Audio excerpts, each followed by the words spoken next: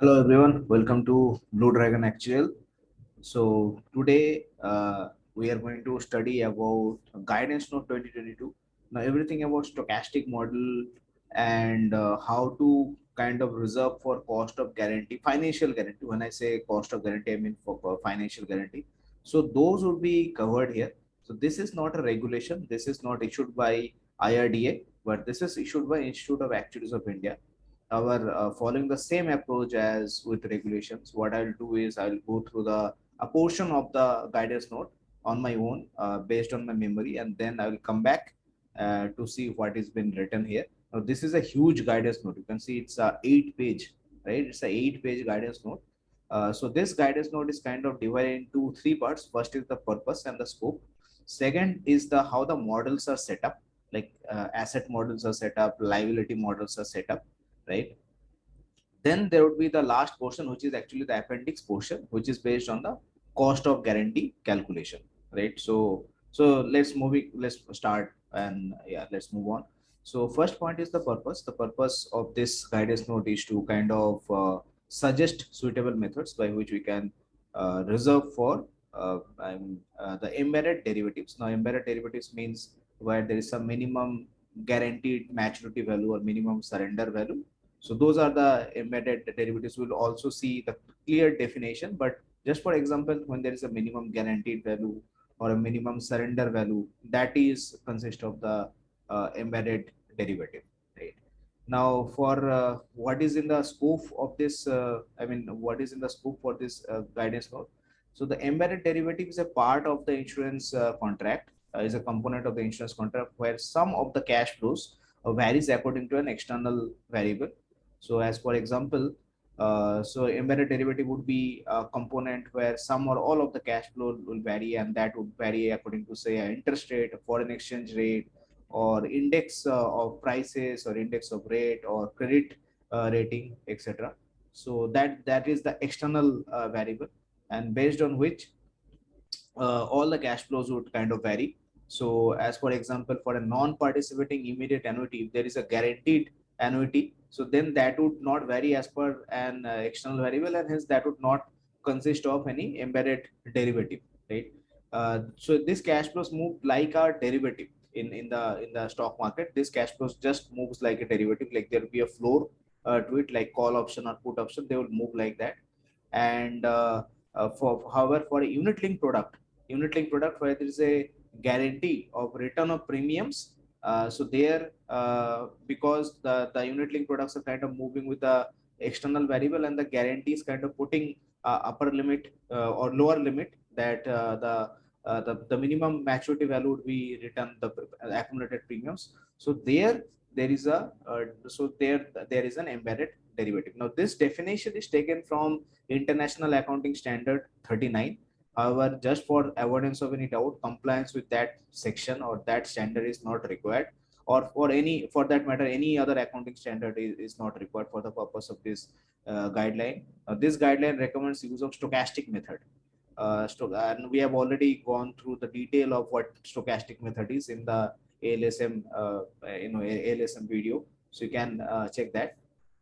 So this guideline suggests the use of stochastic method. However, the actuary is free to use any other method and can use deterministic method as well. The use of deterministic method will make sense when the use of stochastic method will not cause a material increase in liability. So this guidance note is applicable for linked product with guarantees, for variable products, for variable products, or for participating products, or for any line of business where there is some minimum guarantee value. Now, the basic characteristic is when there is a guarantee, the liability can be split into two parts. One is the base asset backing the liability, and the assets that is kind of moving with the derivatives, which is creating a floor, right? So these are the two parts in which the liability can be split into. And as you, if you recollect that in one of my videos, I mentioned that there is nothing called liability in life insurance. So liability is just a mathematical number that we are deriving, and we are holding asset against that. So that's why the liabilities can be split into two portions. One is the base asset backing the liability, which is not moving with the derivative. Another is the portion of the asset that is kind of moving with the embedded derivative, right?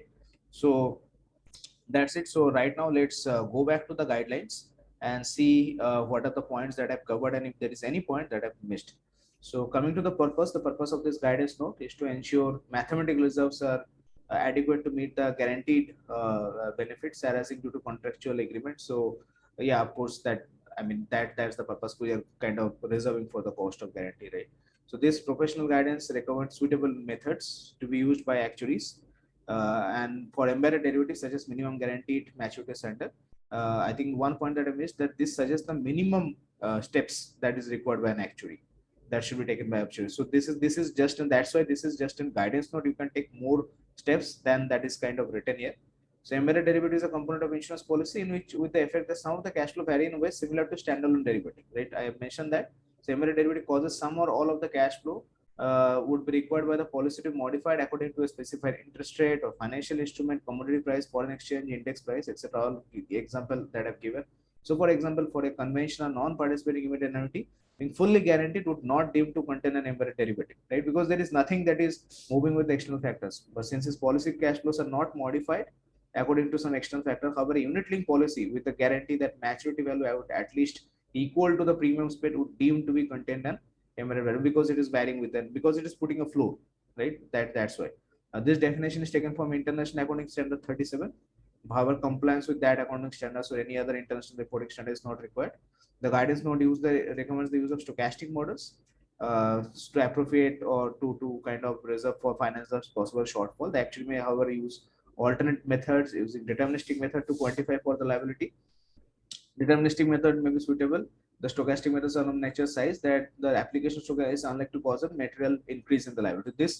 This portion is important. So basically, what they're saying that you have to first do a stochastic method and see if there is a, if that liability is coming out to be close to the deterministic one. So they are not suggesting deterministic method at all. Right?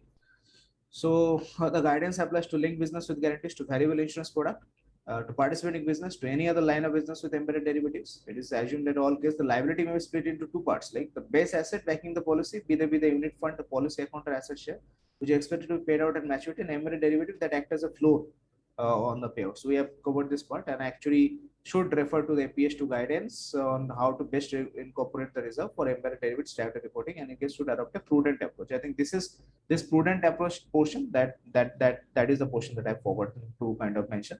But anyways, so moving on, we are moving to the models. So which is, first is the stochastic model. Now, what is the idea? The idea is to find the fair value of the derivative or the market consistent value of the derivative. So we have already gone through detail what is market consistent valuation. So what do you mean by fair value of the derivative? If the derivative is exchanged between two parties, two counterparties in an arm's length transaction. Arm's length transaction means just a normal fair transaction without any pressure, right? So then that would be the price that the counterparty would be paying. So your idea would be to kind of use whatever the, if the derivatives would be traded in the market, whatever the price would be, this method should replicate that price. So that's the whole purpose of using the stochastic model. Now coming to the asset model. So asset model are known as ESGs, which is called economic scenario generator. Now there is no asset model that is kind of recommended, and an actuary can use his or her judgment to understand whatever model would fit his or her purpose. The actuary should use or should model the investment return stochastically. And while modeling the investment return stochastically, the actuary should pay special attention to the correlation between the asset and the volatility between different asset classes. So if while determining the market consistent valuation of the derivatives, if the actuary should pay special attention to the volatility once again, and the risk-free asset. Now, risk-free asset is determined based on the yield which is provided by government securities. So obviously, if there is some foreign exchange involved, then that should be modeled as a separate asset class, and exchange rate should be explicitly modeled. Also, the simulation or the output, right? The simulation output should show the inherent variability that is present in the portfolio. So the output should be representative of the portfolio. It's not like that you are investing in bond and you're generating 20% return. That cannot happen, right? So that is the point that has been called out for. So the model that is used should be appropriate for the business being valued, should be internally consistent, and should be based on the most recent data. The volatility that should be used should be based on the option prices, which means that implied volatility should be used instead of being based on the historical prices or historical volatility of the underlying. Now, what is the difference between implied volatility and historical volatility? So historical volatility is something like, say for example, our famous Axis Bank examples. Whatever the price of the Axis Bank is, if you can calculate the standard deviation, so that would give you the historical volatility, because you are today is 26th of June. You are standing on 26th of June. You can take the standard deviation for the next last 1 year, right? So that is the historical volatility, because you are looking backward. How will you get the implied volatility? Implied volatility means the future volatility. Now, how will you get the future implied volatility? By looking at the future price or option price, because this means future price. Like if call option mean that at a future date, if the price is below this, then you might exercise the call option. If the price is above than higher than this, then you are not going to utilize the call option. So based on the option price and future price, if you calculate the volatility, then that would be the future volatility, and that would be the implied volatility. And that's what is being called out here, that should be based on the option prices, right? It should not be based on the historical volatility. And then the stochastic model should model for all the asset classes. Then the point of financial arbitrage, that this model should produce market consistent value of the derivatives, which should be based on equity implied volatility, equity option implied volatility, so swaption implied volatilities. And this model should produce those values with an high degree of accuracy, and should be based on, obviously based on most recent data. The volatility assumption should also be based on the most recent data. And if the most recent data is not available, or if there's some undue characteristic, as for example in COVID, the market crash, so that may not be used. So data from different other markets should be may be used, or expert opinion can be used. Or if data from other market is used, then this should be adjusted to reflect the Indian market.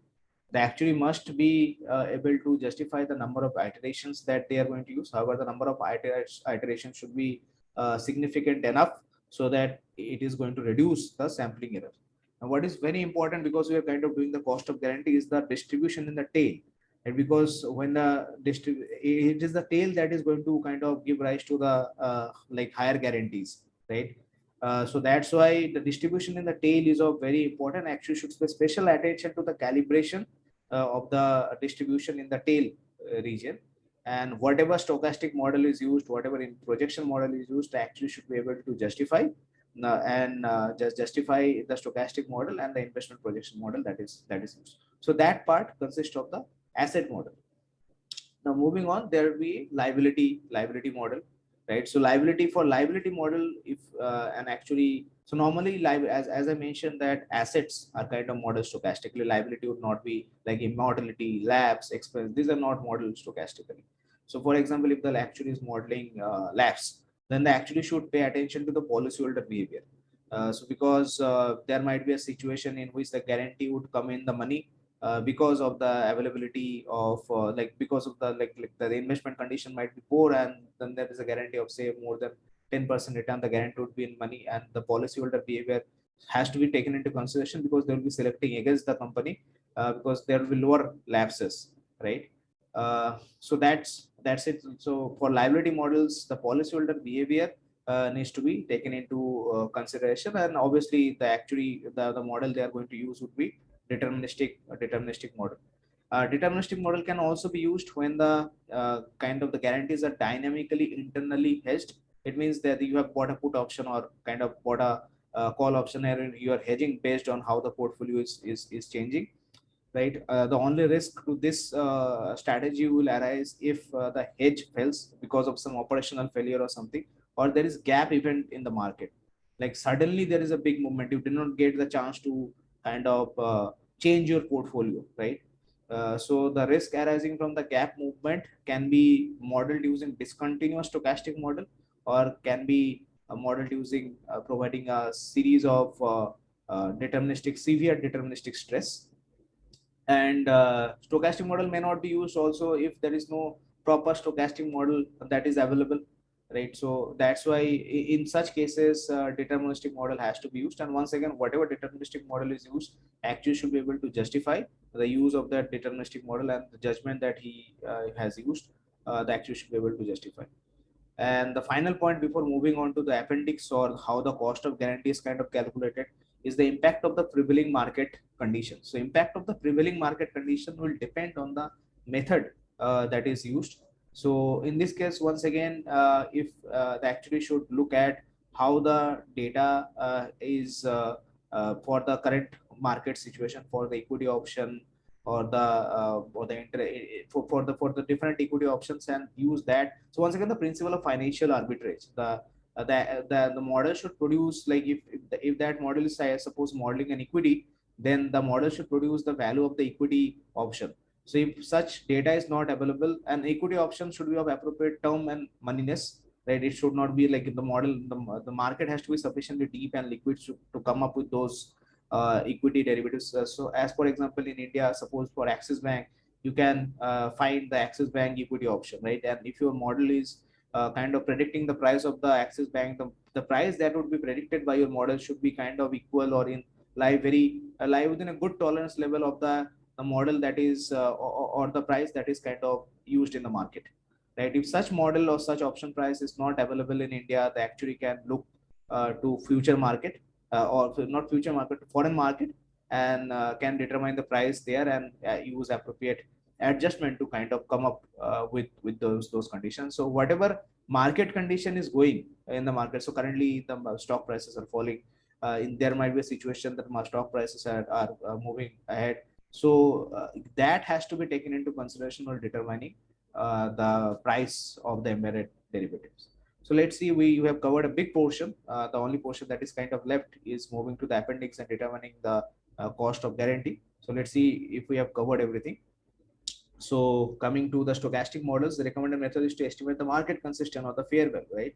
And that value which will be traded in arm's length transaction, that is without any pressure. There is no one is putting you on a gunpoint and saying do this transaction. So that is the arm's length transaction between willing counterparties.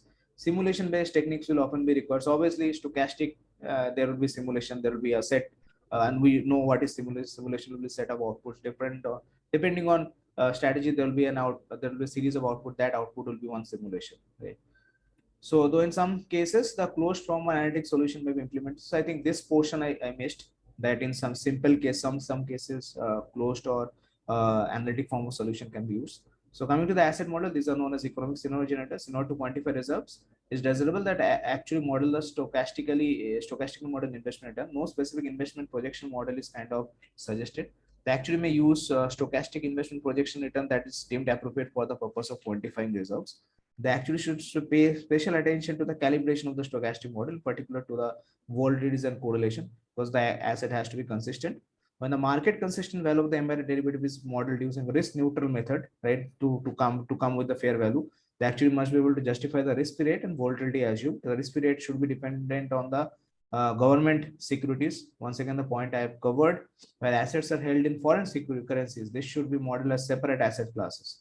And exchanges should be explicitly modeled. The actually should ensure the stochastically simulated investors display an appropriate level of inherent variability. The point that there is a bond, you are invested in bond and you are getting 20% return cannot happen, right? Stochastic model asset parameters should be appropriate for the business being valued, internally consistent where appropriate based on the most recent market data. Valuation assumption, wherever possible, be based on the implied derivative. Volatility assumptions should be based on the implied derivative prices rather than the historical observed prices. So we have covered that. Stochastic model should cover all metal asset classes. The calibration of the model should be based on market values of equity option implied volatilities, option implied volatilities as far as possible and to the nature. And this model should reproduce value with high degree of accuracy. This is the point of financial arbitrage that we have covered. Volatility assumptions should be based on most recent available market valuation data. When market data is not available, there are concern about the depth of liquidity or the market display unusual characteristic and the valuation date. The less recent observed measures or expert opinion should be considered, or alternative approaches for setting volatility assumption on market data is not available, include using available market data from other market adjust to the Indian market, right? Actually must be decide on practical number of iteration for the future investment scenario, but the minimum number of scenarios should be reduce the sampling error. Actually should pay particular attention to the calibration of the tail of the distribution, right? Tail is very important because that is the portion where the guarantees are going to be generated, since the simulation of tail events are likely to contribute significantly to the calculated guarantee liability, right? Stochastic model is chosen, they actually should be able to justify both model and calibration. Moving on to the liability model, in modeling non-economic factors such as lapses, actually should take into account the policyholder behavior and extent to which this is correlated with the value of the guarantee. So you have given the example, the interest rate rises, thus in scenario, adverse scenario, the guarantee becomes valuable, lapse rate should appropriately chosen having regard to the prudence required in a statutory valuation. Once again, I forgot to mention this point, prudence required in the statutory valuation. So in the start also, for the we missed a point that APS2, but I think overall this up to this point, I think I have covered almost 95% of what has been written there. Moving on to the deterministic model, the guarantee is internally dynamically hedged. The embedded derivative will give rise to payout only on the failure of the hedging strategy, for example, operational failure or if a gap event has occurred.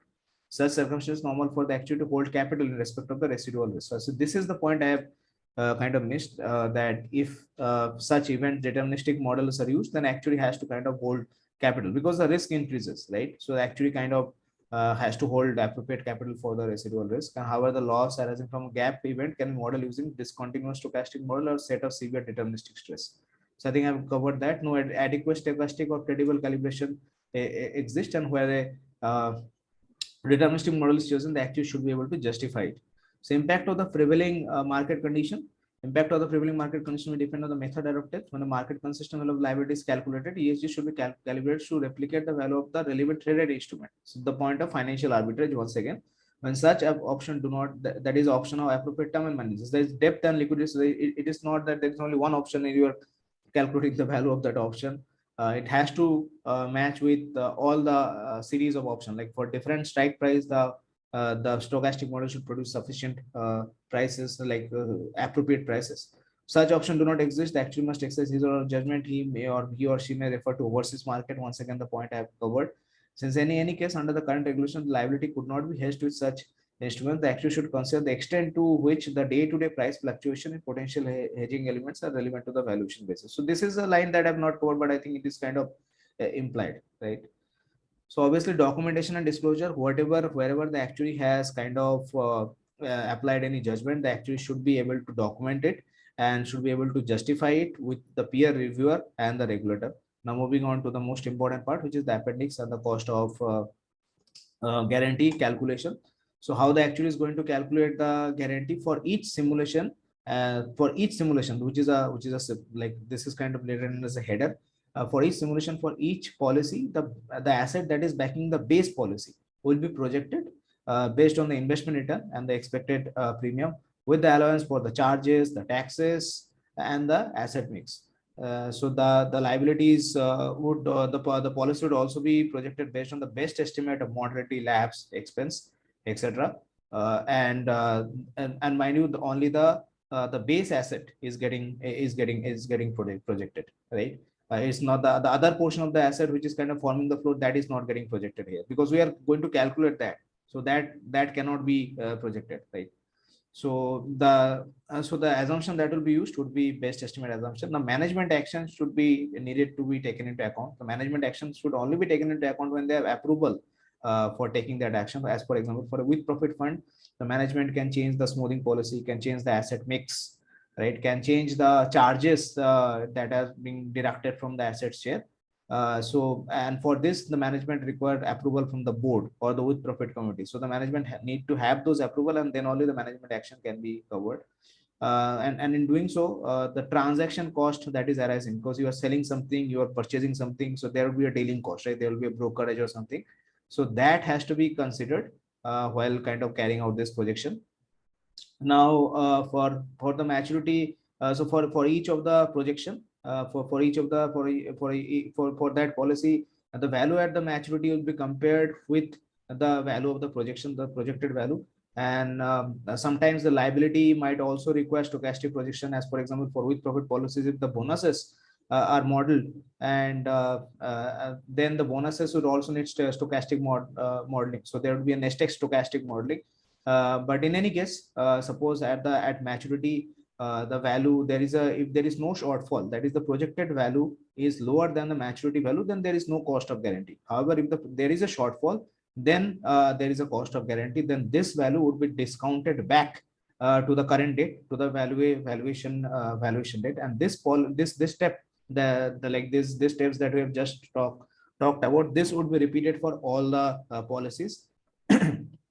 this would be repeated for all the policies for all the for all other policies for different and for all other scenarios. So this step would be repeated for the same policy for all the scenarios, and then it would be repeated for all other policies. So for each set of simulation, we'll get a reserve which would be equal to the number of simulation, like, because the changing the investment strategy, you have to kind of apply the same strategy once again, right? Like different strategy once again. So for one investment strategy, you'll get a set of simulated output. For another investment strategy, again, each policy will go through the 10,000 scenarios and generate simulated output. So we'll get the number of output would be equal to the number of the number of reserves. They will get a series of reserves which will be equal to the number of simulation. The average of this would give you the cost of guarantee. Now, this cost of guarantee would be added to the mathematical results as per section 7.3d and 8d of the ALSM regulation, which is something that we'll cover in the next week. So that is 7.3d and 8d regulation, which states that the mathematical reserves should consist of the cost of guarantee, or the reserves for the cost of guarantee. And the same regulation also states that the mathematical reserves cannot be less than 0, or it has to be more than the surrender value if a surrender value is provided.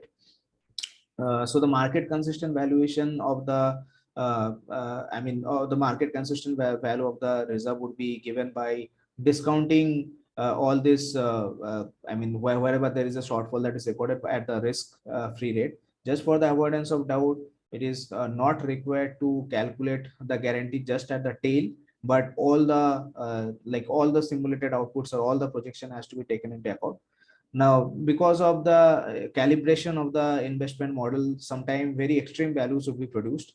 And it is, if such extreme values are produced, the actuary suggested not to artificially reduce those extreme values. If such extreme values are produced, then the actuary might consider using a different stochastic model, different investment projection model, or the actuary might recalibrate the current stochastic model so that those extreme values are not produced. But once produced, they should not kind of artificially reduce it, right? So that's the entire guideline. So let's go through this once again, and the appendix, and see if I've missed any part.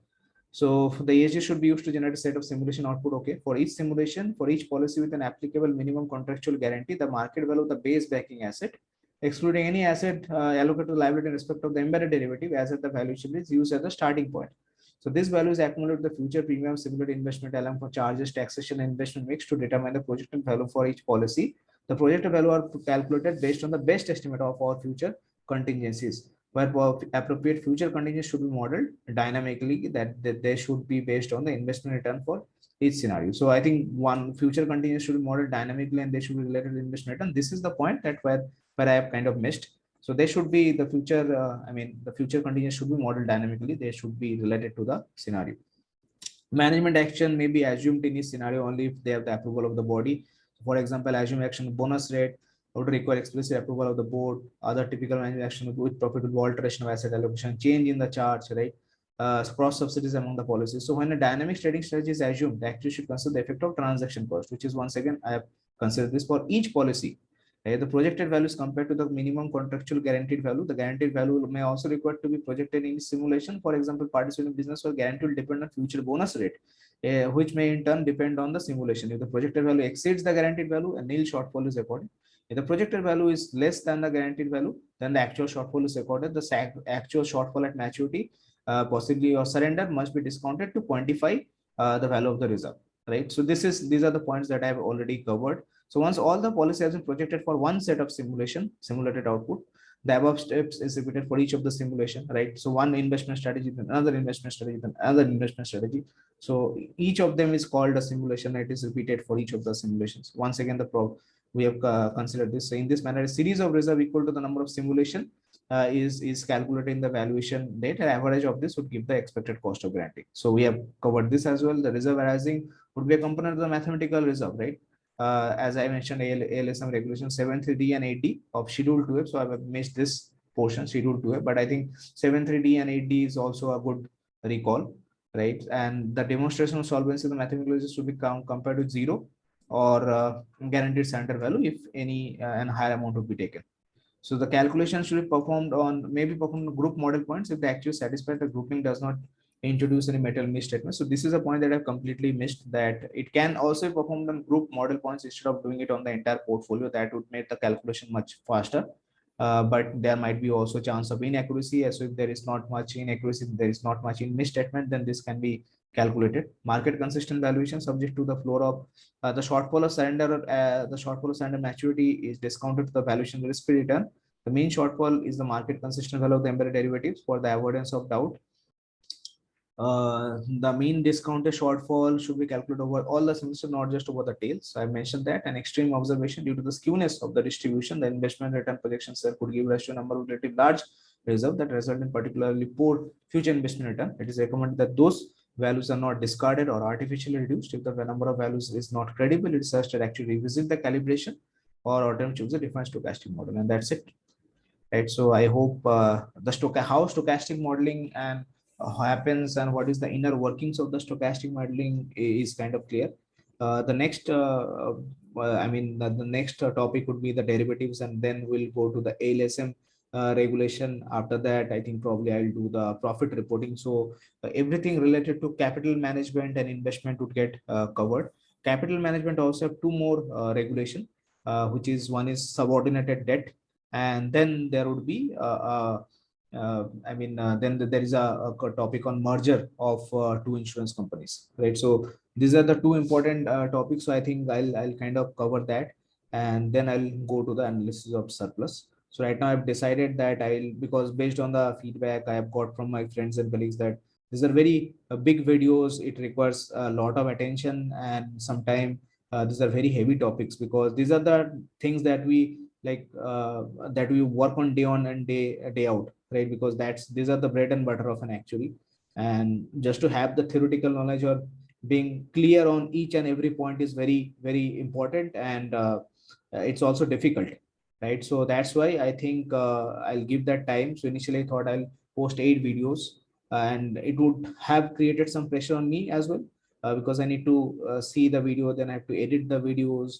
So that is not an easy task, although I don't know much of editing as of now. So still it's a big task. So I think I'll release one video and every day, and that would kind of ensure that like whoever is my audience, they are kind of gaining the requisite knowledge, and they have time to kind of ask questions or provide feedback, and grasp the matter, because that is the sole target, that you are able to see this difficult concept with some ease. And you also know that when there is a, like, if there is a point that I don't understand, for example, point about implied volatility, I don't think it would be clear to 99% of the people before they have seen this video.